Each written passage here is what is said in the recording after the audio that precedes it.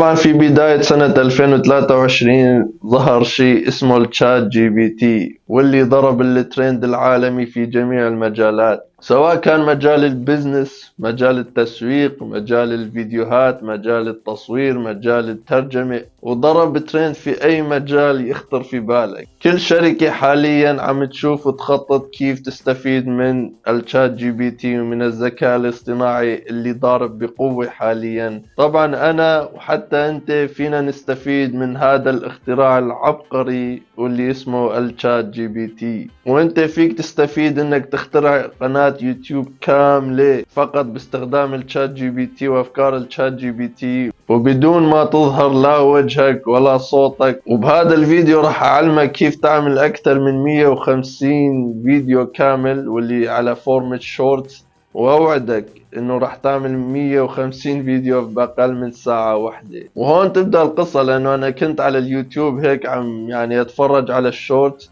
وشفت فيديو يعني جنني، وشفت القناة جننتني صراحة. راح أحط الفيديو هون لك حتى تشوفه.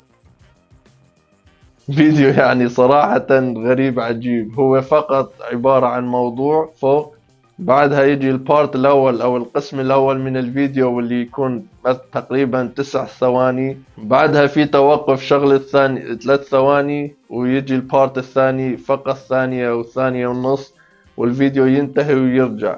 والموضوع صراحة فاجأني كتير، لأنه رحت وشفت هاي القناة وشفت إنه هاي القناة عم تعمل على الأقل $1000 شهريا. فأنا قلت ليش ما أروح وأعمل مثل هاي الفيديوهات، فيديوهات قصيرة لكن تكون عن البزنس وتكون باللغة العربية، حتى أرفعهم على قناتي أو على قناة تانية. راح أقرر بعدين، ونشوف النتائج وكيف هاي الفيديوهات راح تعمل مستقبلا إن شاء الله. وهون راح أخبرك يعني خطوة بخطوة كيف عملت أكثر من 150 فيديو جاهزين للرفع إمتى ما بدي. معظم الخطوات كلها مجانا، والشغل فقط ساعة، يعني ما راح تخسر لا وقتك، ما راح تخسر لا مالك، يعني كلها مجانا. وشوف النتائج. فالخطوة الأولى رحت على الشات جي بي تي وكتبت أعطيني يعني حقائق عن البزنس، عن كتب البزنس، عن أعمال البزنس، أعطيني حقائق عن تاريخ البزنس. وأعطاني حقائق بالإنجليزي طبعا، فقلت له ترجم لي إياهم بالعربي. فأعطاني الحقائق بالعربي، وقلت له قسم لي الحقائق، يعني عطني موضوع وعطني قسم أول وثاني.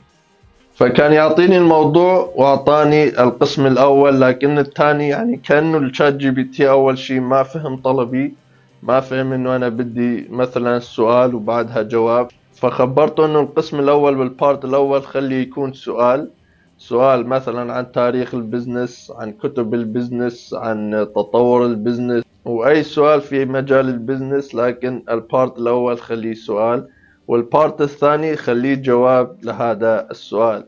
فعلا باشر الموضوع، ويعني كان يقسم لي الأقسام كسؤال وجواب. بعدها خبرت الشات جي بي تي انه يعمل لي جدول على هيئة الاكس ال، يعني الاكس ال مشان يكون الموضوع اسهل بكتير. فحط لي الموضوع بجدول، والبارت الاول بجدول، والقسم الثاني في جدول. طبعا مشكلة الموضوع انه كان بالانجليزي، فخبرته انه لا يترجم لي حتى الموضوع الى اللغة العربية. وفعلا عمل جدول يعني كامل بالموضوع. القسم الاول واللي كان سؤال عام عن البزنس، والقسم الثاني هو جواب لهذا السؤال. فتقلت على الشات جي بي تي وخبرته اعمل لي يعني نفس الجدول لكن ب30 حقيقة كاملين. فطول الموضوع صراحة 10 دقائق وهو يكتب.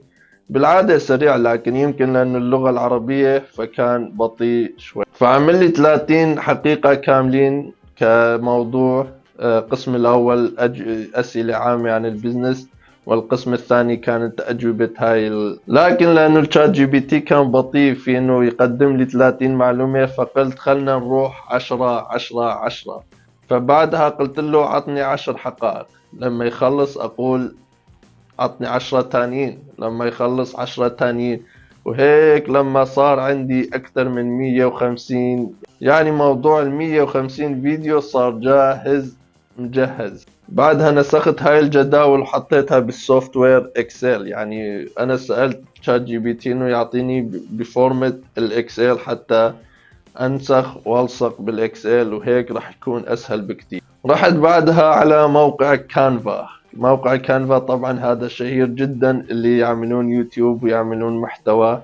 فهذا يعني الموقع يساعدك انك تعمل الثامنيل، يساعدك انك تعمل فيديوهات قصيرة، يساعدك باي شيء. يعني موقع صراحة جبار اذا انت حابب تعمل محتوى باليوتيوب. بعدها رحت وضغطت على فورمة الموبايل، واللي هي فيديوهات تكون على يعني طريقة الموبايل تكون طويلة أكثر ما تكون عريضة. وبعدها تروح وتشوف الباك جراوند، يعني تختار لك باك جراوند يكون متحرك، باك جراوند يكون جميل، يكون مثلا طبيعة، يكون مثلا بمجال البزنس أيا كان. إذا أنت ما حبيت أي من فيديوهات اللي في كانفا، فيك تروح على موقع بيكسلز، واللي هو كمان مجاني تماما.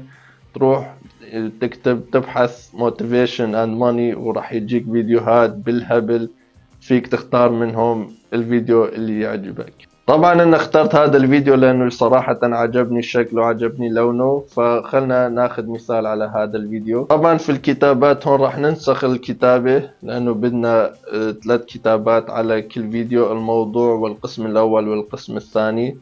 راح ننسخ الموضوع ونحطه فوق. طبعا الموضوع دائما يكون موجود في الفيديو، ونحط القسم الاول فوق كتابة، والقسم الثاني في كتابة ثانية، ونحط القسم الثاني فوق القسم الاول. بعدها نضغط الفيديو ونضغط الزر ونروح على شو تايمينج. هون يعطينا التايمينج، هون يعطينا اوقات كل كتابة. فهون تضغط الكتابة الاولانية وتروح الى يعني قبل نهاية الفيديو بشي 3 ثواني. هون الكتابة الاولانية تنتهي، بعدها تاخد يعني شوية فراغ، شي ثانية او ثانية ونص، وبعدها القسم الثاني راح تحطه بعد الفراغ، واللي يكون قصير جدا مدته يعني تقريبا ثانية ونص. هون مشان العالم اذا بتشوف الجواب، يعني الفيديو يخلص بسرعة، راح يرجعون ويشوفون الفيديو مرة ثانية. هون وقت مشاهدة الناس لهذا الفيديو راح يعلى اكثر واكثر، واليوتيوب راح يورجي للناس اكثر واكثر. طبعا هلا راح نعمل اكثر من 150 فيديو، ما راح نعملهم كلهم هيك. يعني هيك راح ياخذ يوم يومين 3 ايام لنخلص 150 فيديو. فهون راح تروح للابس في كانفا يعني تبحث بولك كرييتنج. راح يجيك جدول هيك مثلا، وراح تروح وتنسخ وتلصق الموضوع فيرست بارت وسكند بارت، يعني الموضوع القسم الاول القسم الثاني، راح تلصقهم فوق على علامة التي. فهون يعني التي لازم يكون عندك تي 1 تي 2 تي 3، يعني التي الاول التي الثاني والتي الثالث. وبعدها راح تروح وتنسخ الجدول تبعك من اكسل وتلصقه في كانفا. هلا صار الجدول جاهز. هون تروح وتضغط continue، راح يجيك هال3 علامات الثيم first part والsecond part، يعني الموضوع القسم الاول القسم الثاني. تروح للموضوع في الفيديو، تضغط الزر اليساري وتحط connect theme. القسم الأول connect first part والقسم الثاني connect second part. وبعدها تعمل generate على عدد الفيديوهات اللي انت يعني كتبتهم وعدد الفيديوهات اللي في الجدول. انا حاليا عندي 8، خلنا نجرب. وهلا هيك صار معي 8 فيديوهات كاملين بمجرد صراحة 3 دقائق من العمل في كانفا. وطبعا انا هون ما بدي كل الفيديوهات تكون على نفس الباك جراوند، ما تكون على نفس يعني الخلفية اللي في هذا الفيديو. فراح اروح اختار خلفيات ونشوف هالخلفيات شلون راح تكون. طبعا مشان الخلفية راح تروح ترجع لكانفا، تروح تبحث مثلا نيتشر وتاخذ لك فيديو من النيتشر. طبعا تاخذ الفيديو تحطه على الفيديو تبعك، تضغط على ال3 نقاط وتضغط على change background، وهيك صار عنا باك جراوند جديد. راح نرجع للبول كرييتنج، نضغط الخيار تبع كلير تيبل او حذف الجدول ونعمل جدول تاني. طبعا الموضوع في التي الاول، الفيرست بارت في التي الثاني، والسكند بارت في التي الثالث. ونروح على الاكسل وناخذ الجدول الثاني كوبي بيست على كانفا من جديد كونتينيو. طبعا الثيم والفيرست بارت والسكند بارت راح يكونون يعني جاهزين لك.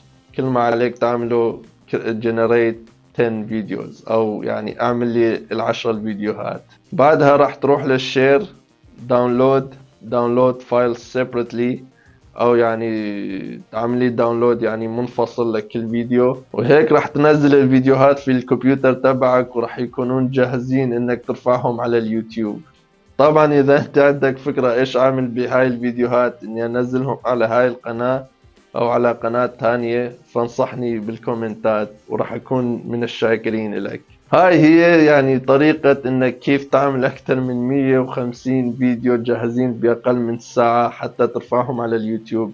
اعملهم صراحة، ليش لا؟ انا عملتهم، انت اعملهم وارفعهم على قناتك. ارفعهم على قناة، انت اصنع قناة، اختار لك موضوع، اسأل تشات جي بي تي انه يعطيك هاي التفاصيل، واعمل هاي الفيديوهات وارفعها على اليوتيوب. مين يعرف يمكن يعمل لك دخل كويس. هديك القناة عم تعمل على الأقل $1000 شهريا، يعني مبلغ ممتاز جدا يعني مقارنة بالشغل اللي هم يعملوه لهاي القناة. وإذا ما حالفك الحظ وما كان من نصيبك إنه هاي القناة تنجح، أنت ما خسرت شي، ما خسرت لا وقت كتير ولا مال كتير بهاي يعني الخطوات اللي أنا ورجيتك إياها. وهون وصلنا لنهاية الفيديو، أتمنى أنك استفدت من هذا الفيديو، واشترك إذا ما كنت مشترك، وانشر الفيديوهات لأصحابك، لأني أوعدك أن الفيديوهات والمحتوى الجاي راح تكون أسطورية. ولا تنسانا باللايك والكومنت، وإن شاء الله نشوفكم بالفيديو الجاي. سلام.